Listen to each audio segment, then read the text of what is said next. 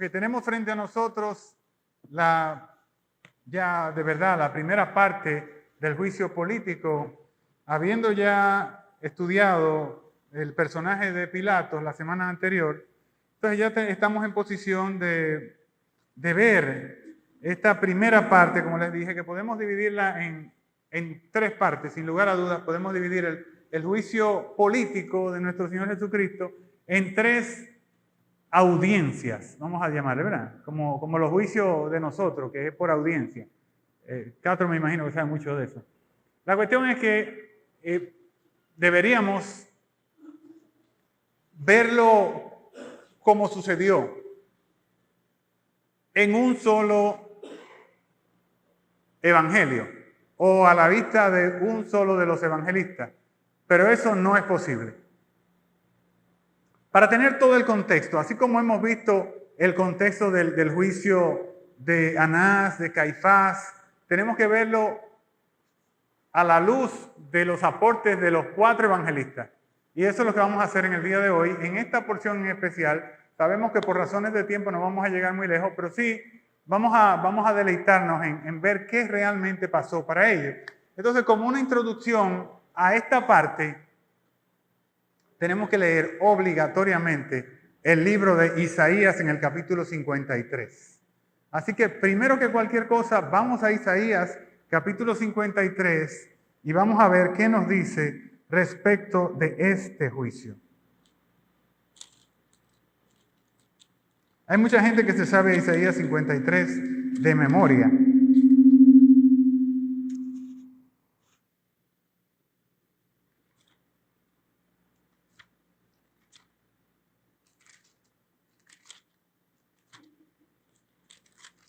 Pongámosle atención ahora a lo que dice Isaías aproximadamente 650 años antes de nuestro Señor Jesucristo.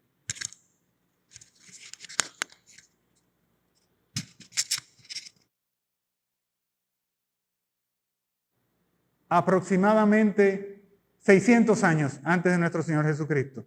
Ya el profeta Isaías, que profetiza un poquito antes de la entrada de Nabuzaradán a Jerusalén, en Jerusalén. Dice así: ¿quién ha creído a nuestro anuncio? ¿Y sobre quién se ha manifestado el brazo de Jehová? Subirá cual renuevo delante de Jehová, delante de él. Y como raíz de tierra seca, no hay atractivo en él, ni hermosura para que le deseemos.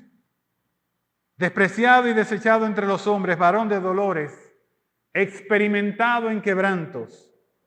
Y como que escondimos de él, como que nos escondimos de él, para que no nos viera o para no verle, fue menospreciado y no le estimamos.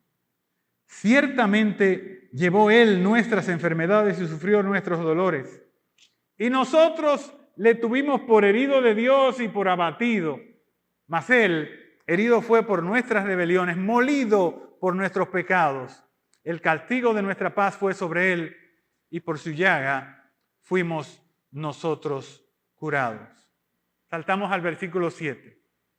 Angustiado él y afligido, no abrió su boca.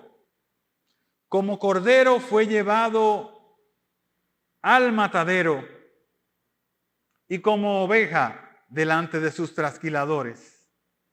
Enmudeció y no abrió su boca. Por cárcel y por juicio fue quitado. ¿Y su generación? ¿Quién la va a contar? Porque fue cortado de la tierra de los vivientes y por la rebelión de mi tierra, de mi pueblo, fue herido. Y se dispuso con los impíos su sepultura, mas con los ricos fue en su muerte, aun cuando nunca hubo maldad ni engaño en su boca. Amén. A mí me gustaría, no creo que perdamos el tiempo, si leemos esta misma porción en una versión nueva, en una versión actualizada, porque hay muchas cositas acá que están escondidas y cuando la vemos, la vemos como si fuera de esa poesía de Góngora o de Calderón de la Barca, o sea, como un poquito con un español como rebuscado. Sabemos que hay poesía ahí que rima bien, que caen las estrofas con las estrofas, pero vamos a verla como la leería o como la hubiese dicho Isaías si la dice en el día de hoy. Así que acompáñenme a leer en el capítulo 53, pero ahora en la versión Nueva Traducción Viviente. Les invito a que siempre que hagan una lectura, sobre todo del Antiguo Testamento, ¿por qué no? También del Nuevo, pero sobre todo del Antiguo Testamento, que lo hagan en una versión de este tipo. Una versión fresca, moderna, para que vean cómo dice.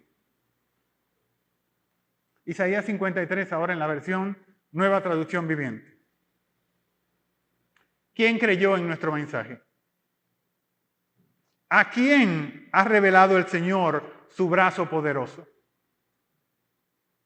Mi siervo creció en la presencia del Señor como un tierno brote verde, como raíz de tierra seca. No había nada hermoso ni majestuoso en su aspecto, nada que nos atrajera hacia él. Fue despreciado y rechazado, hombre de dolores, conocedor del dolor más profundo. Nosotros le dimos la espalda y desviamos la mirada. Fue despreciado y la verdad es que no nos importó. Sin embargo, fueron nuestras debilidades las que él cargó. Fueron nuestros dolores los que le agobiaron. Y pensamos que sus dificultades eran un castigo de Dios. Un castigo por sus propios pecados. Pero él fue traspasado por nuestras rebeliones y aplastado por nuestros pecados. Fue golpeado para que nosotros estuviéramos en paz. Fue azotado para que pudiéramos ser sanados. Ahora salto al capítulo 7, al versículo 7. Dice, fue oprimido y tratado con crueldad. Sin embargo, no dijo ni una sola palabra. Como cordero fue llevado al matadero y como oveja en silencio ante sus trasquiladores, no abrió su boca. Al ser condenado injustamente, se lo llevaron. A nadie le importó que muriera sin descendientes, ni que le quitaran la vida a mitad del camino, pero lo hirieron de muerte por la rebelión de mi pueblo. Él no había hecho nada malo y jamás había hablado con engaño, pero fue enterrado como un criminal, fue puesto en la tumba de un hombre rico. Formaba parte del plan de Dios aplastarlo y causarle dolor. Sin embargo, cuando su vida sea entregada en ofrenda por el pecado, él tendrá muchos descendientes. Amén. Miren qué cómodo se escucha el mismo pasaje de Isaías 53, ahora en una traducción que aun cuando no es literal, no es palabra por palabra, como dice la Reina Valera del 60, es una traducción dinámica que hace uso de el español de nuestro tiempo para enseñarnos qué pudo haber escrito el profeta Isaías en esos términos. Adelante, mi hermano. Leamos de nuevo el capítulo 18 en el versículo 28 para que los que nos siguen por internet, cuando les toque, ellos puedan también ver de qué estamos hablando. Así que vamos a leer ahora rápidamente, lo más rápido posible, los capítulos que van del 28 hasta el 38. Llevaron a Jesús de casa de Caifás al pretorio. Era de mañana y ellos no entraron al pretorio para no contaminarse y así poder comer la Pascua. Entonces salió Pilato a ellos y les dijo, ¿qué acusación traéis contra este hombre? Respondieron y dijeron, si no fuera malhechor, no te lo habríamos entregado. Entonces Pilato les dijo, bueno, tomadle vosotros y juzgadle según vuestra ley. Y los judíos dijeron, a nosotros no nos está permitido dar muerte a nadie, para que se cumpliese la palabra que Jesús había dicho, dando a conocer o dando a entender de qué muerte había de morir. Entonces Pilato volvió a entrar al pretorio y llamó a Jesús y le dijo: ¿eres tú rey de los judíos? Jesús le respondió: ¿dices tú esto por ti mismo o te lo han dicho otros de mí? Pilato le respondió: ¿soy yo acaso judío? Tu nación y los principales sacerdotes te han entregado a mí. ¿Qué has hecho? Respondió Jesús: mi reino no es de este mundo. Si mi reino fuera de este mundo, mis seguidores pelearían para que yo no fuera entregado a los judíos, pero mi reino no es de aquí.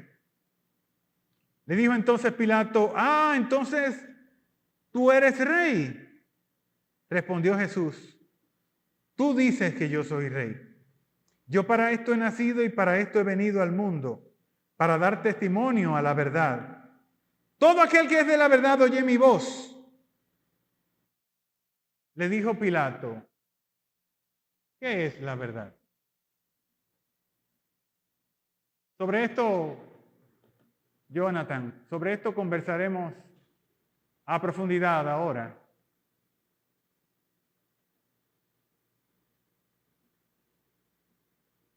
Talento. Ok.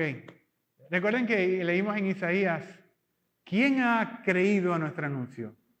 Así que imaginémonos 600 años antes a una persona que ve, así como en un sueño, no con toda claridad, pero como en un sueño, este espectáculo de Jesús siendo juzgado, ¿verdad? Y es como si él estuviera, como nosotros vemos la película ahora, sentado ahí mirando cómo pasa la película y ve a un tipo que le dice: ¿quién es este?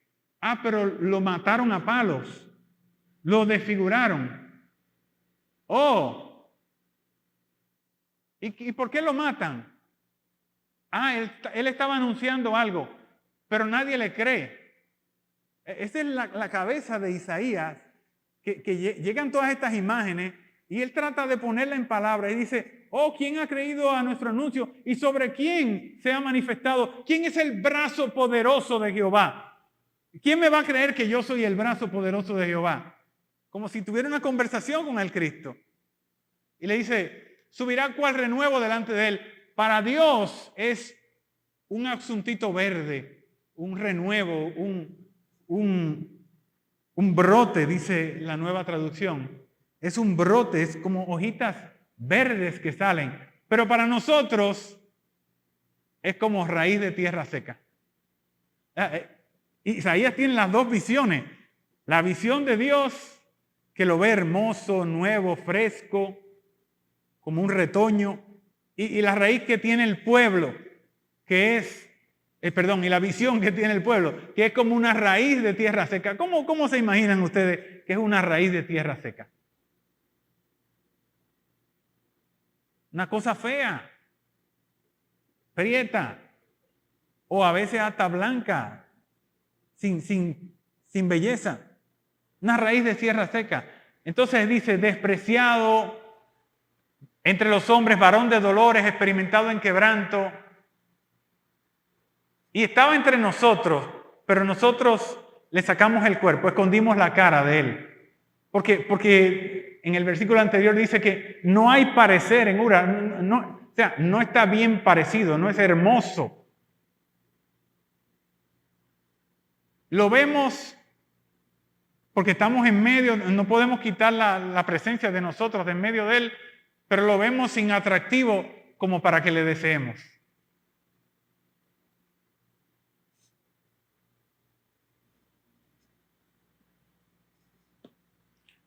Como les dije, este relato no se completa si nosotros no leemos los otros relatos. Gracias a Dios, este relato que hemos leído, que tiene 20 versículos, es larguísimo, es rico comparado con los otros relatos. Vamos de inmediato a ver el relato de Lucas, que se encuentra en el capítulo 27, y miren lo poquito que dice Lucas de esta porción de la palabra. Lucas capítulo 27.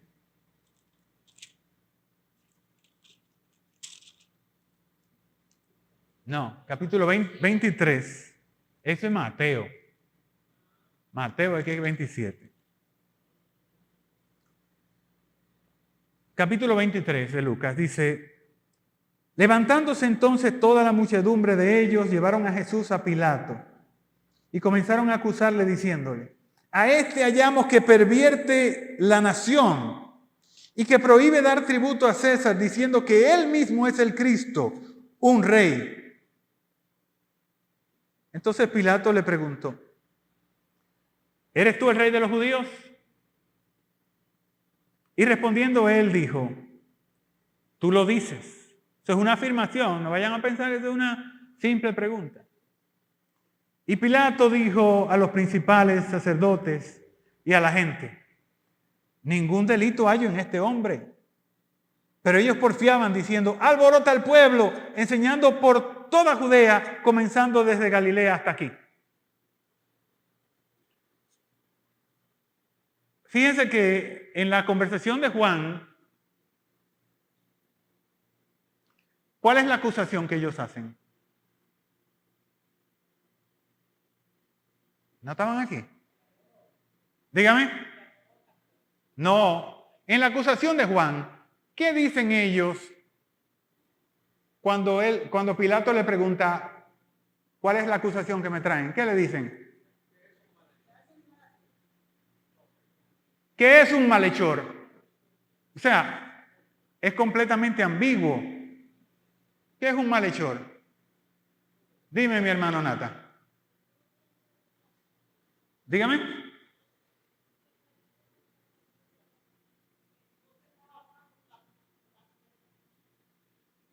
Con esa acusación de blasfemia, ellos no podían ir a Pilato.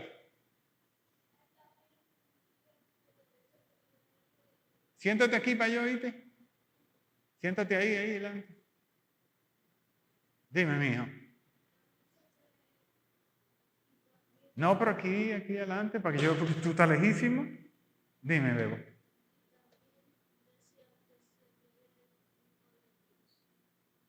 Sí, pero la acusación de blasfemia precisamente es esa. Ellos dicen que es blasfemia porque dicen que Jesús dijo que era hijo de Dios. Y al ser hijo de Dios, es de la misma naturaleza de Dios. O sea, que es Dios. Y ese es el punto de la blasfemia. Ahora, a Pilato, mira, no le interesaba que él fuera blasfemo. Porque Pilato no era judío. Eso para Pilato no era acusación. Ellos tenían que buscar otra cosa, ¿verdad? Entonces, ¿cuáles son las acusaciones que emiten para que Pilato entienda que era realmente un malhechor?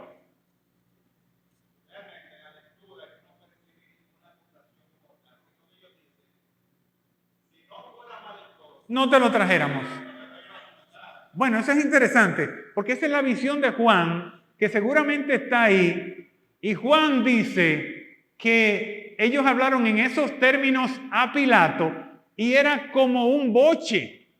O sea, es un boche. ¿Entiendes? ¿Cuándo tú dices así? Pues si no fuera malhechor no te lo traigo. Tú lo dices cuando el otro está por debajo de ti. Y eso incomoda a Pilato. ¿Entiendes? Porque realmente esa parte de la que Juan dice es por la razón por la que Pilato se incomoda con ellos. Porque hasta cierto punto el pronunciamiento de Juan lo que nos dice es que ellos le estaban bajando raya a Pilato. Le estaban dando una orden directa a Pilato.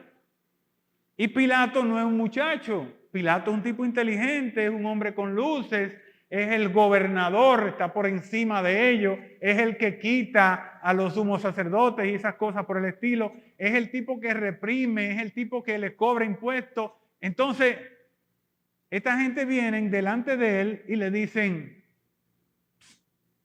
pero no lo ve ahí, resuelve, júzgalo, porque si no fuera malhechor no te lo trajemos, no te lo traemos. ¿Entienden? Esa es la explicación. Y ese es el punto de vista de Juan, que es muy interesante. El punto de vista de Lucas, que es un investigador, es este otro. ¿verdad? Lucas dice, pero ¿qué fue lo que le dijeron a Pilato? Entonces, vamos a ver claro esto. Entraron de mañana, fue lo primero que leímos en Lucas 28, en Juan capítulo 18, versículo 28. De mañana se ponen de acuerdo, ¿verdad? Ya sabemos que es digno de muerte, es reo de muerte. Eso lo leímos anteriormente. Ahora, ¿cómo vamos donde Pilato? Hay que ponerse de acuerdo. Hay que ir todos juntos, ir donde Pilato, ir con una acusación contundente. ¿Qué podemos llevarle a Pilato que sea una acusación contundente?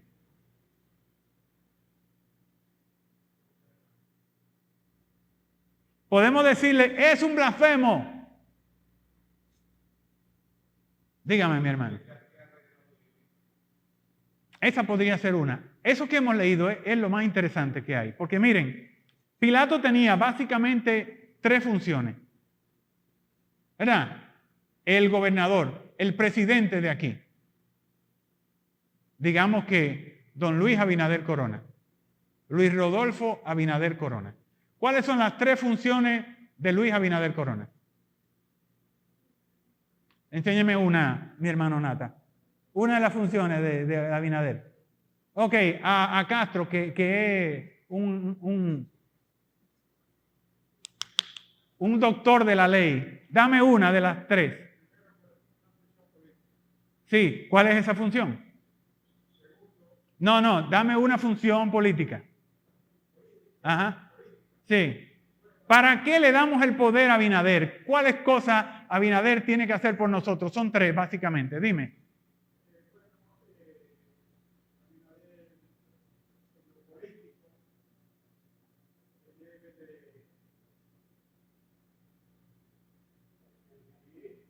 Dirigir. Dígame, mi hija, dime, ¿qué tú me ibas a decir? Gobernar, esa es buena, dime. Dirigir el país, esa es la primera función. Dirigir el país es evitar que se haga ¿qué cosa? Dirigir es evitar que haya desorden, ¿verdad que sí? Entonces es ordenar el país, ¿verdad? Esa es la misma aplicación que tiene Pilato, ¿eh? Pilato lo que tiene que impedir, en primer lugar, tiene que impedir que haya desorden, ¿verdad? Porque para eso fue que lo elegimos. Desde que hay un desorden le echamos la culpa al presidente. Ahora se le echamos a Faride, pero es al presidente que le echamos, ¿verdad? Porque la primera función del presidente es dirigir el país. Ok. Otras 2 funciones que tiene, para no perder mucho tiempo, porque ya se me fue la hora. Otras 2 funciones que tiene Abinader es la administrativa, que tiene que ver con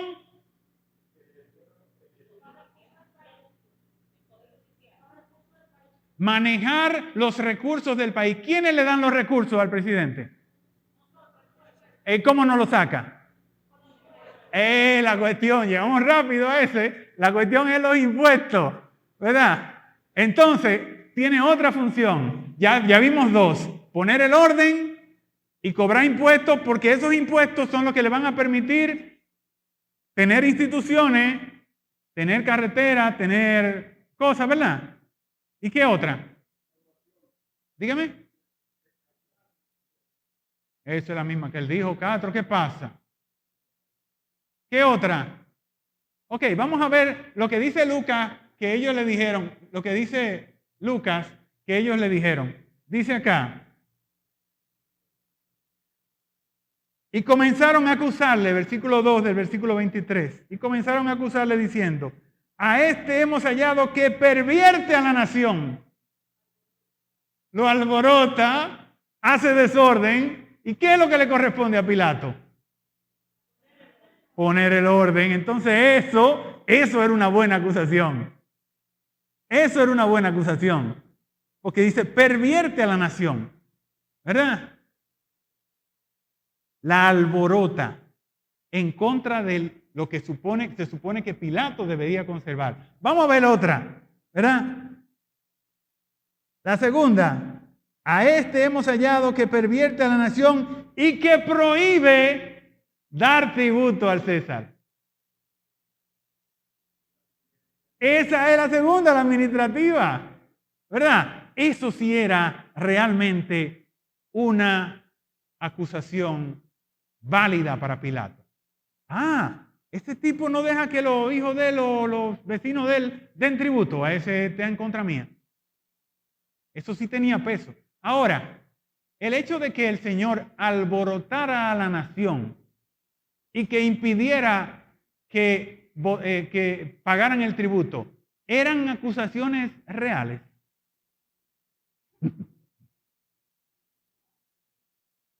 ¿Por qué? Porque eso englobaba, esas dos acusaciones reales englobaban la acusación de malhechor de Juan. Juan lo dice en una palabra, esto lo desglosan porque recuérdense que Lucas es un investigador. ¿Por qué fue que lo llevaron a...? La tercera acusación también la presenta Lucas. Dice acá, diciendo que él mismo es el Cristo, un rey. Ahí está la otra. Él está por encima de ti. Él está por encima del César. Él dice que él es el rey de este pedazo. Entonces sí, tenían poder las acusaciones que llevaron los sanhedritas delante de Pilato. Un Pilato que estaba incómodo, estaba fuera de sí prácticamente. Entonces Pilato va donde él porque él está dentro del pretorio. Eso nos da la idea de que Jesús estaba contaminado, porque ellos no entraron al pretorio para no contaminarse. ¿Se entiende?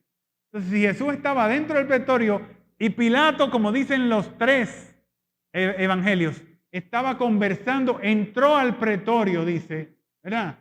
Entró al pretorio y conversó con él, era porque Jesús estaba dentro del pretorio. Y vamos a ver, si leemos Mateo, que lo vamos a leer de inmediato, vamos a ver qué dice Mateo respecto de esa parte. Ahora sí, Mateo capítulo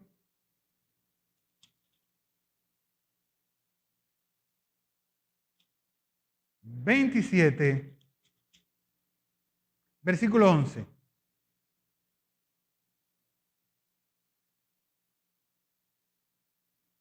Vamos a leerlo desde el versículo 1. Venida la mañana, todos los principales, lo mismo que dice Lucas. Era de mañana, venida de mañana, todos los principales y sacerdotes y los ancianos del pueblo entraron en consejo contra Jesús. O sea, ya lo juzgamos. El Sanedrín lo juzgó. Pero tenemos que ponernos de acuerdo nosotros para saber qué le vamos a decir a Pilato. Porque es un juicio completamente nuevo. Entonces, para eso, ya está juzgado, ya se le dictaminó que va a ser reo de muerte, ya lo vamos a matar, pero vamos nosotros a entrar en consejo entre nosotros. Por eso le digo que es mejor que la lean en otras versiones para que se amplíe este panorama.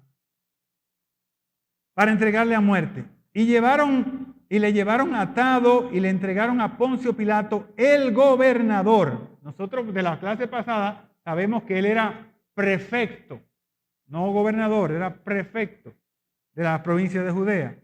Entonces Judas, bueno, vamos a saltar eso por el momento. El asunto de Judas lo vamos a saltar por el momento. Y caemos en el versículo que yo le dije que leyéramos, 11. Jesús pues estaba en pie delante del gobernador y éste le preguntó diciendo, ¿eres tú rey de los judíos? Fíjense que a Mateo no le interesan las acusaciones que le hicieron. No nos relata lo que nos relata Lucas, lo que nos relata Juan de cuando llegaron y le hicieron la acusación delante de Pilato. A este evangelista eso no le interesa, pero nos aporta algo mejor. Jesús pues estaba en pie delante del gobernador y este le preguntó diciendo, ¿eres tú rey de los judíos? Y Jesús le dijo, ¿tú lo dices?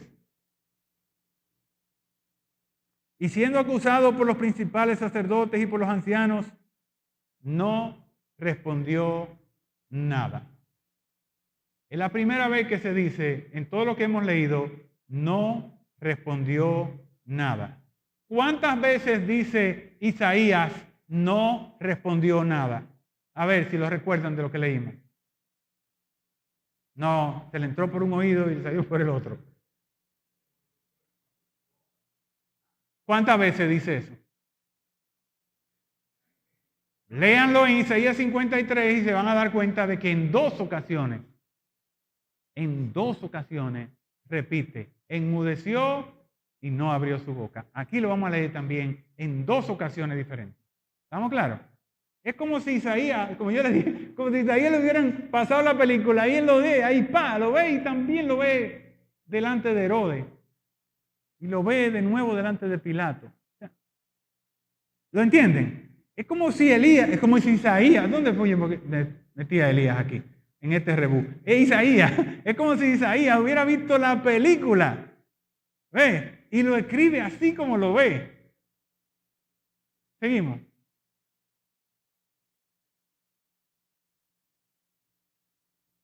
Pilatos entonces le dijo, ¿no oyes cuántas cosas testifican contra ti? Jesús no le respondió ni una palabra. De tal manera que el gobernador se maravillaba mucho. Miren, por lo que yo les leí el miércoles pasado, Pilato no era un fao. Pilato se le importaba sacar el corazón a una gente. No era cualquier cosa que maravillaba a Pilato. Era un desalmado. Era un tipo duro. ¿Te recuerda, verdad? No, usted no estaba aquí el miércoles.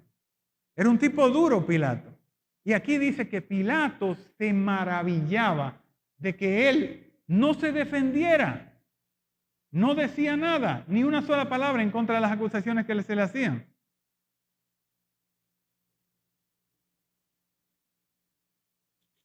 Volvamos al relato de Juan.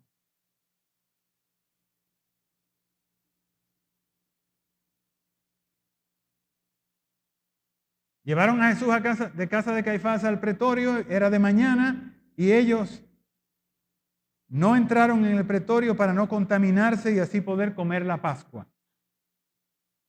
Entonces salió Pilato a ellos y les dijo, ¿qué acusación traéis contra este hombre? Respondieron y le dijeron, si este no fuera malhechor no te lo hubiéramos entregado. Si revisamos los discursos de Pedro en el libro de los Hechos, tanto en el capítulo 2 como en el capítulo 6, y revisamos muy especialmente en el capítulo 10 del libro de los Hechos, cuando Pedro va con, ¿cómo se llamaba el centurión? Cornelio. Cuando Pedro va con Cornelio, vamos a buscarlo. Dale ahí, un poquito más para adelante. Un poquito más. Ahí está. Hechos 10:38. Hechos 10:38. ¿Por qué no mataron a Jesús apedreado?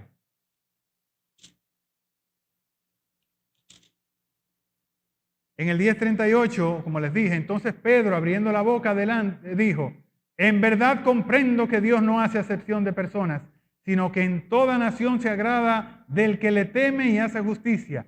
Dios envió mensaje a los hijos de Israel anunciando el evangelio de la paz mediante Jesucristo. Este es Señor de todos, dice aquí. Vosotros sabéis lo que se divulgó por toda Judea, comenzando desde Galilea, después del bautismo que predicó Juan. Versículo 38. Cómo Dios ungió con el Espíritu Santo y con poder a Jesús de Nazaret, y cómo éste anduvo haciendo bienes y sanando a todos los oprimidos por el diablo, porque Dios estaba con él. Es evidente para todos nosotros, dice Pedro, hablando para judíos, que este Señor andaba haciendo bienes y sanando. Y ahora, ¿cómo esta gente dice que es un malhechor? O sea, es un bienhechor y todo el mundo sabe que lo es. Todo Jerusalén lo sabe, toda Judea lo sabe, todo Israel lo sabe. Y sin embargo, la acusación es malhechor. Eso es... Esa gente vivían chocando. Hay algo que no dije, que para mí es muy importante, que lo encuentro aquí en esta secuencia que debió haber llevado, y es que ellos no entraron al pretorio para no contaminarse.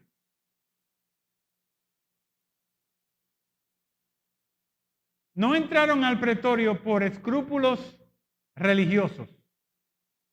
Una cosa que yo les dije que retaba a cualquiera de aquí que me diga dónde en la palabra dice que entrar a la casa de un gentil o un incircunciso era un motivo de contaminación. Y no lo van a encontrar. Sin embargo, ellos en su mente tenían como ejercicio el hecho de que no podían entrar a la casa de un gentil ese día porque se contaminaban. Pero contaminados estaban ellos porque iban a matar a una gente que ellos sabían que no era digno de muerte. Entonces, por escrúpulos religiosos, no entraban al pretorio, pero su cabeza estaba llena de muerte. Su cabeza estaba realmente contaminada, su corazón estaba sucio, se habían pasado la noche buscando acusaciones contra alguien que ellos sabían que no tenía pecado.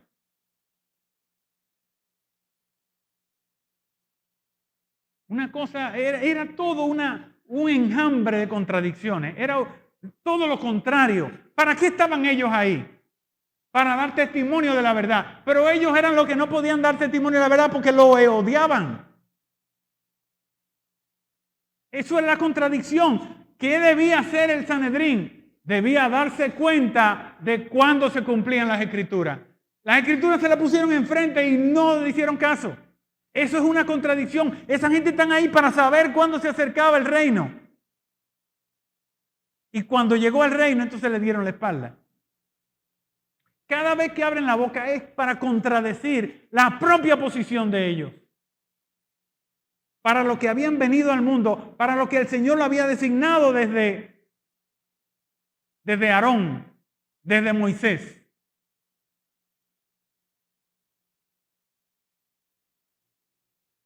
Pilato, harto de ellos, le dicen, pues está bien, búsquenlo ustedes. Y ellos le dicen, no podemos juzgarlo porque no nos es dado a nosotros matarlo. Ellos le dicen a Pilato, es que lo que queremos es que tú lo mates. Nosotros no podemos darle muerte. Porque lo que realmente nosotros queremos es que tú lo juzgues y lo mates. Pilatos entonces dice, tomadle vosotros y juzgarle según vuestra ley. Y los judíos dijeron, a nosotros no nos es permitido dar muerte a nadie. Lo cual también es una soberana mentira. Porque Pilato le hubiera permitido que lo mataran a pedrada. Porque si entraba dentro del templo y traspasaba un letrero que había ahí, que todavía se conserva, me parece. El que pasaba de ahí le daba permiso a quien sea, aunque fuera romano, para que lo mataran. Al templo no se podía entrar después del atrio. Y si entraba, cualquiera te podía matar. Y Pilato lo sabía y ellos lo sabían. Entonces vienen con esta mentira de que a nosotros no nos es lícito matar a nadie. Mentiroso. No mataron a Esteban en el capítulo 6 del libro de los Hechos. Fueron los romanos que lo mataron. ¿Y qué se dice? ¿Que los romanos agarraron preso a los que mataron a Esteban? No, no lo agarraron. ¿Por qué? Porque realmente sí estaba permitido que por razones religiosas mataran a alguien. Pero ellos no querían que se murieran apedreados como los profetas. A los profetas los mataban a pedradas. Ellos querían que lo colgaran en el madero, porque maldito es aquel que es colgado en el madero. Dando a entender de qué muerte debía de morir. Eso no es lo que dice aquí adelante. ¿Ah? Versículo 32, para que se cumpliese la palabra de Jesús, que Jesús había dicho, dando a entender de qué muerte había de morir. Otra contradicción de los sanhedritas. O sea que por donde quiera que nosotros vemos las palabras, las acciones, todo lo lleva a una contradicción de la naturaleza propia del oficio de juez del pueblo de Israel.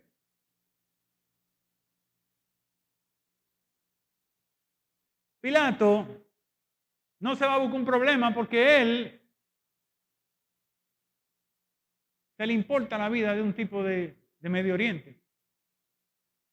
O sea, le hubieran llevado a Anás, el viejo, y le dicen mátalo, y Pilato lo iba a matar porque ¿cuál es el problema? A Pilato no le importaba matar, ya lo había demostrado. ¿Te recuerdan las lecciones del miércoles pasado, verdad? ¿Cuántas veces mató Pilato a quien sea que se le metía en el medio? Él mismo le buscaba problemas a los judíos para él matarlo. Él mismo lo buscaba. Ahí está Flavio Josefo, lo pueden estudiar. Y se van a dar cuenta de que no le temblaba la mano para matarlo. Pero en este en especial había algo que le impedía matarlo. Y yo he contado 4 cosas que hizo Pilato para tratar de no matar a Jesús. Un hombre que le gustaba, le encantaba matar gente. Hizo 4 cosas Pilato para que Jesús no fuera muerto.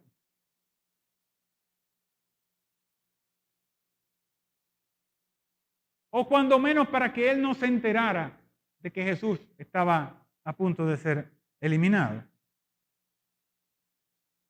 Entonces Pilato, versículo 33, entonces Pilato volvió a entrar en el pretorio y llamó a Jesús y le dijo, ¿eres tú rey de los judíos? Simple la pregunta. ¿Tú eres rey de los judíos?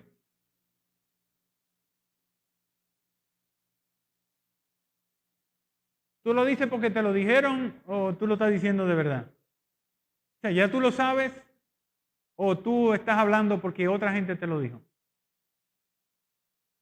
Dice Pilato, ¿tú crees que yo soy judío? Pues yo estar metiéndome en cosas de eso. ¿Acaso soy yo judío?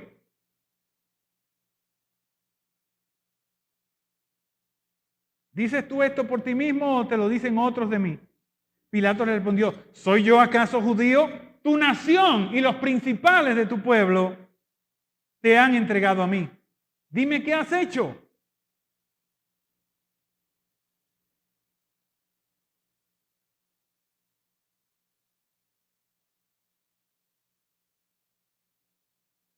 Mi reino no es de este mundo. Si mi reino fuera de este mundo, mis súbditos pelearían por mí. Pero no para que te entregue a ti, porque ¿quién eres tú? Para que no me entregue a los judíos.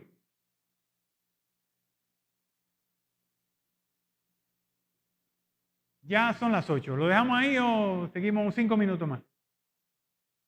Don Manuel, ¿lo dejamos ahí o seguimos 5 minutos más? Dijo que 5 minutos más, me dijo.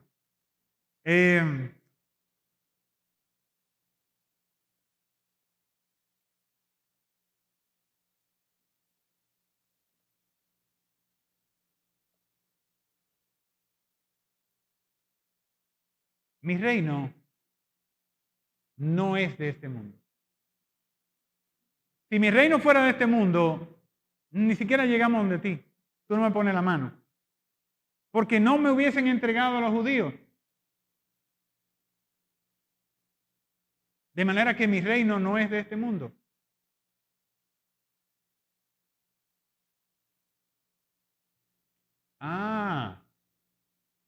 entonces, si tú me dices a mí que tu reino no es de este mundo, es porque tú eres rey.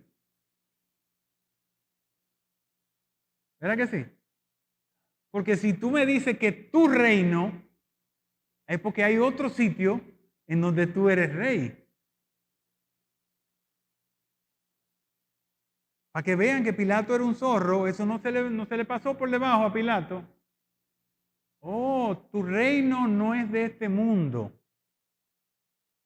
O sea que hay otro planeta, otro mundo, otro orbe en el que tú sí eres rey. Lo que quiere decir que tú eres rey. Nuestro Señor le responde, conversando de ahí con Pilato. Tú dices que yo soy rey. Eso es una afirmación. Lo he dicho varias veces, ¿verdad? Tú dices que yo soy rey. Eso es verdad. Yo para esto he nacido. ¿A qué fue que nació nuestro Señor?